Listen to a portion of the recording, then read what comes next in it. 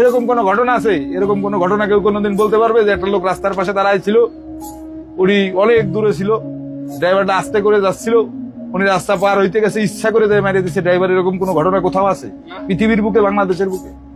সব সময়ের ঘটনা, হট করে দৌড় দিছে, হট করে ঢুকাই দিছে, এইগুলোই ঘটনা। তো এই হট করে ঢুকাই দিচ্ছেন, ই করতেছেন, সবগুলো বিপদ তো আপনারা আমাদের গাড়ি নিয়ে এসে দিচ্ছেন। তারপরেও ক্ষতির সম্মুখীন আমরা, আমাদের মায়ের শিকার। ওই জায়গাতে একটা লোক আমার গাড়ির তলে পড়ে দুর্ঘটনার শিকার হয়েছে, আমি যে ওরা রেস্কিউ করবো সেই সুযোগ পর্যন্ত আমার তো দেওয়া হয় না। সে আমার তো ওই জায়গায় ওরা কেমন মেরে ফেলাবে, ও বাঁচবে কি বাঁচবে না সেটা পরের বাবা, আমার তো মেরে ফেলাবে লোক যদি কখনো কোনো দুর্ঘটনা ঘটে। হাইড্রোলিক হর্ন বাজারেও তো মানুষ সরান দেয় না। আসলে পরিবেশের পক্ষে দেয়, আমরা বিপক্ষে দেয় তো কিছু করতে পারবো না। পরিবেশ অবশ্যই বাঁচাইতে হবে। হাইড্রোলিক হর্নে অনেক ক্ষতি হয়, এটা 100% স্বীকার করি, মানি, জানি।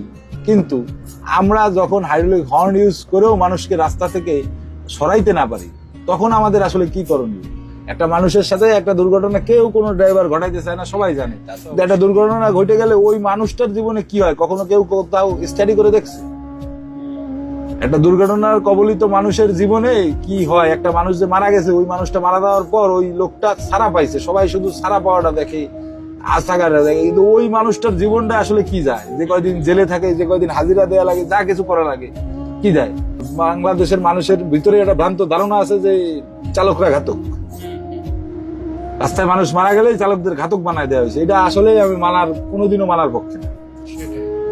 এটা আমি যদি কারোর ক্ষতি না করতে চাই, ক্ষতি হয়ে যায়, এই দায় কার? আর সড়ক তো আমার, সড়ক নিশ্চয়ই আপনার গরু চালানোর জায়গা না। সড়ক নিশ্চয়ই আপনার রাস্তা পারাপার হওয়ার জায়গা যেখানে দেয়া আছে সেখান থেকে। এবং আপনি সড়ক রাস্তা পার হবেন, অবশ্যই আমাকে নোটিশ করে পার হবেন। ওই জায়গাতে একটা লোক আমার গাড়ির তলে পড়ে দুর্ঘটনার শিকার হয়েছে, আমি যে ওরা রেস্কিউ করবো সেই সুযোগ পর্যন্ত আমার তো দেওয়া হয় না। আমার তো ওই জায়গায় ওরা কেমন মেরে ফেলাবে, ও বাঁচবে কি বাঁচবে না সেটা পরের বাবা, আমার তো মেরে ফেলাবে যদি কখনো কোনো দুর্ঘটনা ঘটে। এই প্রেক্ষাপটের বেরোনোর উপায় কি? এই মানসিকতার বেরোয় আসতে হবে। আমাদের মৃত্যুর ভয় সবার চলে গেছে। আমরা শুধুমাত্র এই জিনিসগুলো বলি, নিরাপদ সড়ক চাই, নিরাপদ সড়ক চাই। নিরাপদ সড়ক তো ভাই আমরা আগে যাবো, সড়ক আমাদের, নিরাপদ সড়কে আমরা আগে যাবো। যে আপনারা নিরাপদ সড়ক করবেন, আমরা গাড়ি চালাবো। আমরা কেন মানুষের গাড়ির প্রতি উঠে দেবো, বাজারের গাড়ির প্রতি উঠে দেবো? বাজার যদি আমার রাস্তার মাঝখানে বসান, আমি কোথায় যাবো? একটা বাজারে কত ধরনের লোক থাকে। আমি সব জায়গায় কি 80-100 গতিতে চলাচল করতেছি? আচ্ছা, যদি যেখানে আমার 80 তো কোম্পানি সরকারের গতি দেয়া আছে, 80 গতি নির্দিষ্ট গতি, ঠিক আছে, কিন্তু 80ও তো মারাত্মক গতি একজন রাস্তা পারাপার যে হবে তার জন্য। 80ও তো মারাত্মক গতি একজন ভ্যানালার জন্য। 80ও তো মারাত্মক গতি একজন রিক্সার জন্য, একজন সাইকেলের জন্য, একটা মোটর সাইকেলের জন্য।